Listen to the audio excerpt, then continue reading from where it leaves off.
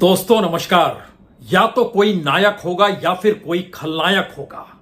चुनाव का मजा तो तभी है, या कहें चुनाव की जरूरत शायद किसी एक नायक को खोजने की होती है या फिर खलनायक को निशाने पर लेने की होती है। और ध्यान दीजिए, बीजेपी की पूरी रणनीति बीते 10 वर्षों में एक नायक के आश्रय घुमड़ती चली गई, जिसके केंद्र में कोई एक चेहरा अगर था तो वो प्रधानमंत्री नरेंद्र मोदी का था। 2014 से लेकर 2024 तक आप हर चुनाव को टटोल लीजिए, आपको एवरेज हर चुनाव में जो विधानसभा के चुनाव होते हैं उसमें कम से कम 7 रैलियां प्रधानमंत्री मोदी की कमोवेश हर राज्य में नजर आएगी। लोकसभा चुनाव में तो कहिए नहीं, दर्जनों की तादाद में नहीं बल्कि सैकड़ों की तादाद में प्रधानमंत्री रैली करते हैं।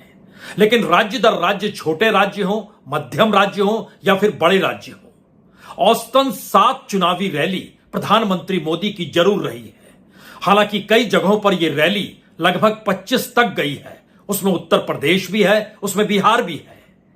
लेकिन ध्यान दीजिए, लोकसभा चुनाव के बाद ऐसा क्या हो गया कि प्रधानमंत्री का चेहरा एक झटके में राज्यों के चुनाव से गायब होने लगा और यह खुले तौर पर जम्मू कश्मीर में भी नजर आया और हरियाणा में तो खास तौर से नजर आया। हरियाणा के चुनाव में 4 रैलियों के बाद प्रधानमंत्री कहीं नहीं थे और यह लगातार कयास लगाए जाते रहे कि दरअसल प्रधानमंत्री हरियाणा का चुनाव छोड़कर भाग चुके हैं। भागना नहीं बल्कि एक रणनीति है क्या ये?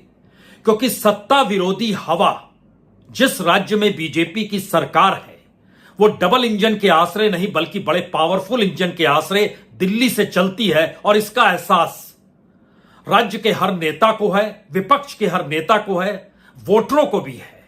और राज्य के भीतर जितनी भी विकास की योजनाएं हैं उसके पीछे राज्य का मुख्यमंत्री नहीं बल्कि दिल्ली की सत्ता यानी प्रधानमंत्री मोदी की मौजूदगी नजर आती है। इसीलिए कमोवेश अपनी तमाम यात्राओं में बीते 10 वर्षों में जानकर आपको हैरत होगी, इस देश के तकरीबन 2627 परियोजनाओं का उद्घाटन उन्होंने बीते 10 वर्षों में किया है, जो राज्य दर राज्य है। कहीं पर गए, कहां पर फीता काटना है, कहां पर उद्घाटन करना है, सब कुछ प्रधानमंत्री के इर्द गिर्द ही। वो चाहे छोटी से छोटी जगह क्यों ना हो, कोई केंद्र शासित जगह ही क्यों ना हो, वो चंडीगढ़ भी हो सकता है, वो इस राज्य के भीतर यानी देश के भीतर के किसी भी राज्य का कोई शहर भी हो सकता है, वो जबलपुर भी हो सकता है। वो कोई भी राज्य के भीतर जब यह परिस्थिति प्रधानमंत्री को लेकर घुमड़ रही हो और इस देश की तमाम नीतियां प्रधानमंत्री के इर्द गिर्द हो, तब यह सवाल विपक्ष के सामने हमेशा से रहेगा कि निशाने पर वह लेगी तो प्रधानमंत्री मोदी को लेगी। और ध्यान दीजिए, आज जब महाराष्ट्र में चुनाव हो रहे हैं, प्रधानमंत्री महाराष्ट्र चुनाव को बीच में छोड़कर चले गए। दरअसल यह उस रणनीति का हिस्सा है जिसमें सत्ता विरोधी हवा या विपक्ष के ताने जो सीधे तौर पर प्रधानमंत्री मोदी के ऊपर लगाए जाते, उसका जवाब देने के लिए खुद प्रधानमंत्री मोदी नहीं है, विपक्ष है। विपक्ष सवाल उठा रहा है, वो आरक्षण का सवाल उठाएगा, संविधान का सवाल उठाएगा, जाति जनगणना का सवाल उठाएगा, गरीबी मुफलिसी का सवाल उठाएगा। लेकिन इन सवालों के इर्द गिर्द राज्य के छत्रप जो बीजेपी के हैं या राज्य के मुखिया जो सत्ता संभालते रहे, उनकी नीति सामने आएगी नहीं। महाराष्ट्र के भीतर बीजेपी किस रूप में खड़ी हुई, सत्ता में दोबारा कैसे आ गई, शिवसेना को किसने तोड़ दिया, एनसीपी कैसे टूट गई, कल तक जिसे आप सबसे बड़ा भ्रष्टाचारी कह रहे थे, 24 घंटे के भीतर वो राज्य का डिप्टी सीएम कैसे बन गया। और इन सब के बीच शिवसेना को लेकर जो बड़े निर्णय लिए गए, उसमें सुप्रीम कोर्ट का निर्णय हो, इलेक्शन कमीशन का निर्णय हो, सब कुछ तो दिल्ली से ही हांका जा रहा था। तो राजनीतिक तौर पर निशाने पर महाराष्ट्र के भीतर एकनाथ शिंदे होंगे, देवेंद्र फडणवीस होंगे, अजीत पवार होंगे या फिर प्रधानमंत्री मोदी होंगे। जाहिर तौर पर प्रधानमंत्री मोदी होंगे। इसीलिए तो प्रियंका गांधी ने आज जब चुनाव प्रचार शुरू किया तो उन्होंने क्या कहा?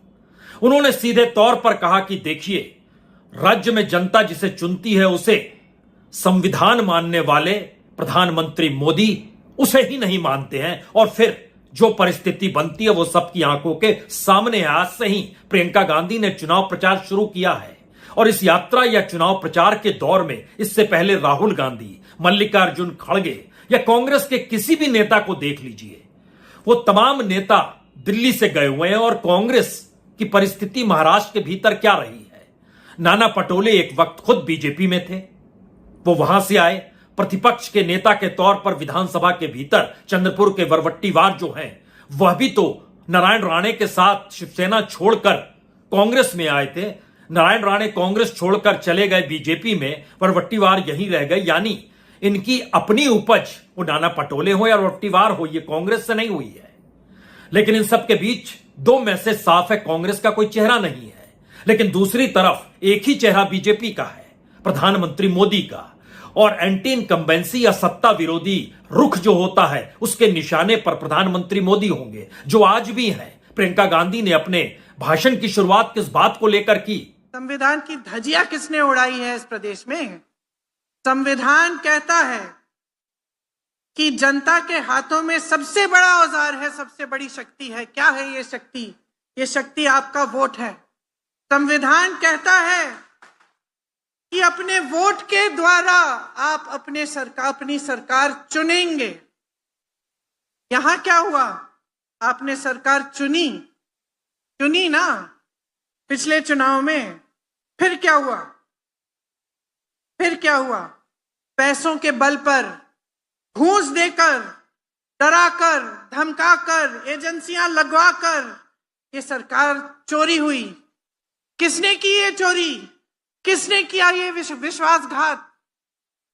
किसके साथ? महाराष्ट्र की जनता के साथ। ये मोदी जी ने किया, ये मोदी जी के नेताओं ने किया, ये भाजपा ने किया। ये आपकी बनी बनाई सरकार इन्होंने तोड़ी, और किस तरह से, भ्रष्ट तरह से तोड़ी। संविधान की बात कैसे कर सकते हैं? तो प्रियंका के निशाने पर प्रधानमंत्री मोदी, अमित शाह हैं। राजनीतिक तौर पर हर कोई जानता है कि प्रधानमंत्री मोदी की छवि के तौर पर अमित शाह की मौजूदगी है, लेकिन निशाने पर तो प्रधानमंत्री मोदी की नीतियां हैं, उनका ऑपरेशन लोटस है, उनकी कॉरपोरेट फंडिंग है। यानी अडानी का मुद्दा भी तो तभी है जब प्रधानमंत्री मोदी की मौजूदगी चुनाव प्रचार के वक्त रहेगी। या फिर यह कहें कि दरअसल यह एक बड़ी रणनीति के तहत बीजेपी ने यह मान लिया है कि अब राज्यों की राजनीति खास तौर से प्रधानमंत्री मोदी के इर्द गिर्द होनी नहीं चाहिए, या फिर वह उस चुनाव प्रचार से आखिरी दौर में गायब हो जाएं। जैसे हरियाणा में हुए थे, वैसे ही महाराष्ट्र में वह विदेश यात्रा पर निकल पड़े। विदेश यात्रा कोई भी कह सकता है, बड़ी जरूरत होती है प्रधानमंत्री, ऐसे में आप चुनाव क्यों देख रहे हैं? तो जरा समझ लीजिए कि प्रधानमंत्री मोदी G20 की बैठक में शामिल होना उनका जरूरी है, तो जाहिर तौर पर उन्हें जाना चाहिए। लेकिन G20 की बैठक आज और कल नहीं है, वो तो 18 तारीख को है, और 18 तारीख तक ही चुनाव प्रचार का आखिरी दिन है। तो आज 16, कल 17, परसों 18 है।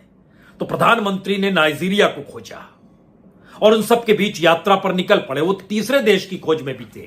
प्रधानमंत्री नाइजीरिया गए, वहां से वो सीधे तौर पर जाएंगे ब्राजील जाएंगे, जहां पर G20 की बैठक हो रही है। उसके बाद वह गुआन जाएंगे, गुआन में भी मुलाकात करेंगे, एक दिन वहां भी रहेंगे। यानी एक मैसेज बहुत राजनीतिक तौर पर साफ है कि सत्ता विरोधी हवा जो राज्यों के भीतर लोगों के जहन में रहेगी, वह केंद्र को ध्यान में रखकर रहेगी। तो केंद्र के नेता को आप दूर कर दीजिए उस चुनाव से। तो फिर निशाने पर किसे लिया जाएगा? एकनाथ शिंदे को निशाने पर लेंगे, तो फिर एकनाथ शिंदे की शासन व्यवस्था की तुलना जाहिर तौर पर उद्धव ठाकरे की शासन व्यवस्था से होगी। वहां यह मुद्दा तो गायब हो जाएगा कि शिवसेना तोड़ी किसने, शिवसेना तोड़ने के पीछे पैसा किसका लगा था, उस पैसे या उस मीटिंग के दौर में अडानी की मौजूदगी क्यों थी, खुद अमित शाह की रणनीति क्या कहती है। ये तमाम चीजें एक झटके में गायब हो जाएंगी। और उसके बाद जब शरद पवार का जिक्र होगा तो अजीत पवार का जिक्र होगा, लेकिन फिर सवाल यही आएगा कि एनसीपी को तोड़ा किसने। ये तमाम बातें इस रूप में लगातार चल रही है कि क्या वाकई महाराष्ट्र की राजनीति को साधने के लिए अगर आप लोकल स्तर पर चले जाते हैं तो फिर इसका कोई दूसरा हिस्सा बचता नहीं है। क्योंकि इसी ध्यान से देखिए, अगर झारखंड के भीतर बीजेपी का कोई चेहरा नहीं है, बीजेपी के पहले रहे मुख्यमंत्री इस दौर में राजनीतिक तौर पर हाशिए पर हैं। स्थिति कितनी नाजुक है बीजेपी की झारखंड के भीतर उनके अपने स्थानीय नेताओं को लेकर, अगर आप इससे समझना चाहते हैं तो आपको अर्जुन मुंडा सिवाय अपनी पत्नी के चुनाव प्रचार के अलावे आपको कहीं नजर आएंगे नहीं। उनकी मौजूदगी राज्य में नजर नहीं आएगी। रघुवर दास तो राज्यपाल बना दिए गए, उनके भी परिजन को टिकट दे दिया गया, लेकिन रघुवर दास पिछली बार चुनाव हार गए, बतौर मुख्यमंत्री चुनाव हार गए। उसके बाद बाबूलाल मरांडी की स्थिति यह आ गई कि जो गिरिडीह का इलाका जहां से वो चुनाव लड़ रहे हैं, धनवार के इलाके में बीजेपी के एक निर्दलीय निरंजन राय खड़े हो गए। बड़े संपत्तिवान व्यक्ति है निरंजन राय, 100 करोड़ से ज्यादा की संपत्ति है उनकी। आज उनको मनाने हेलीकॉप्टर से बकायदा हेमंत विश्व शर्मा और वहां के गोड्डा के जो विधायक हैं निशिकांत दुबे, वो दोनों पहुंचे। माने या नहीं माने, लेकिन उसके बाद अपने साथ हेलीकॉप्टर पर लेकर वो चल पड़े।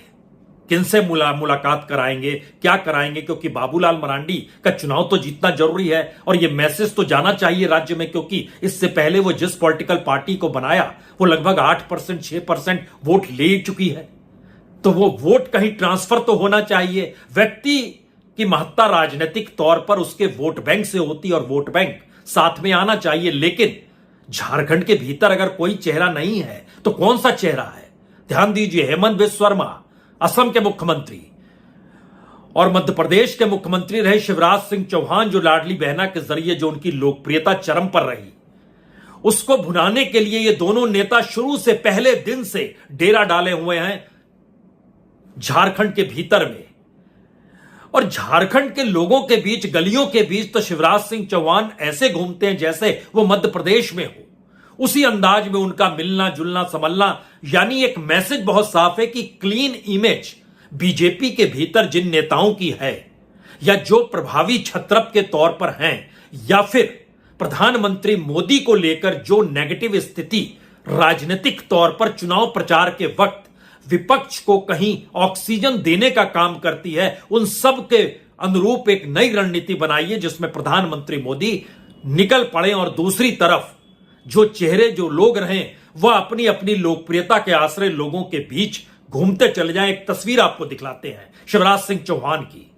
शिवराज सिंह चौहान लोगों के बीच में है और देखिए, आपको समझ नहीं आएगा कि क्या वाकई वो वहां से चुनाव लड़ रहे हैं, वो वहां के मुख्यमंत्री पद के उम्मीदवार हैं, या फिर वो बाहर से आए हैं, देश के कृषि मंत्री हैं, मध्य प्रदेश में बरसों बरस तक मुख्यमंत्री रहे। देख लीजिए इस अंदाज को।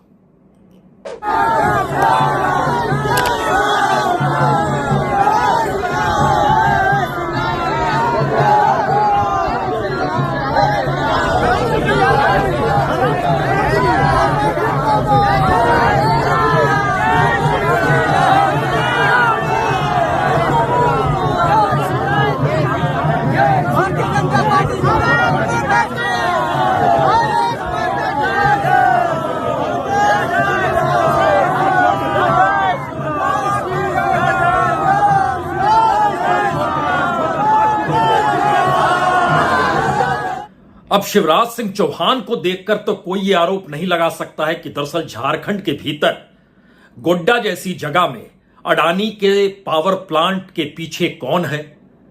जो रॉ मटेरियल जो भी है, या कहें जो कच्चा खनिज है वहां पर मौजूद, और माइनिंग की जो परिस्थितियां हैं, उसके पीछे केंद्र अगर एनओसी देता है तो उसमें हेमंत बिस्व शर्मा या फिर शिवराज सिंह चौहान का नाम तो कोई नहीं लेगा। और इन सब के बीच हेमंत सोरेन लगातार केंद्र को घेर जरूर रहे हैं कि किस तरीके से माइनिंग की लूट आदिवासी इलाकों में केंद्र कर रहा है। लेकिन सवाल है कि केंद्र ही इस पूरे परिप्रेक्ष्य से अगर गायब है तो क्या वाकई अमित शाह, जो सियासी तौर पर अपने अनुकूल रणनीति बनाने में माहिर बीजेपी के भीतर माने जाते हैं, उनका यह पूरा का पूरा प्लान रहा कि दरअसल अगर प्रधानमंत्री मोदी का चेहरा नजर ना आए चुनाव प्रचार के वक्त में, खासतौर से महाराष्ट्र में आखिरी वक्त में जब उफान पर होगा चुनाव और प्रचार, उस समय आप कौन सा आरोप लगाएंगे। और दूसरी तरफ स्टार प्रचारक तो इस दौर में अगर राहुल गांधी हैं,